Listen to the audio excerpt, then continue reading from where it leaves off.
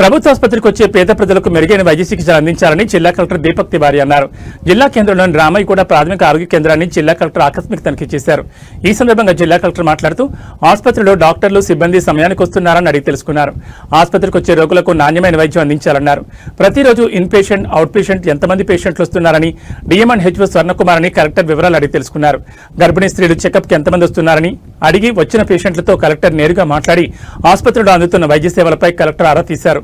ప్రభుత్వ ఆసుపత్రిలో అన్ని పరీక్షలు అందుబాటులో ఉన్నాయా, ప్రతి నెల ఎన్ని డెలివరీలు జరుగుతున్నాయని అడిగి తెలుసుకుని ప్రభుత్వ ఆసుపత్రిలో సాధారణ ప్రసవాల సంఖ్య పెరిగేలా సిబ్బంది కృషి చేయాలని ఆదేశించారు.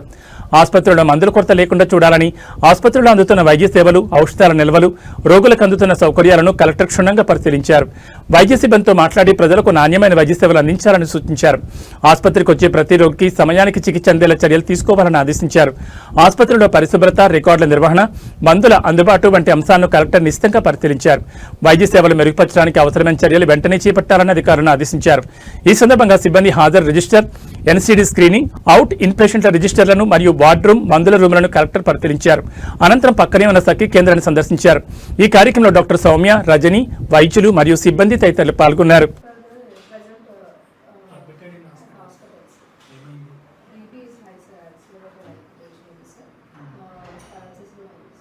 నీ నోటీస్లో ఉంది.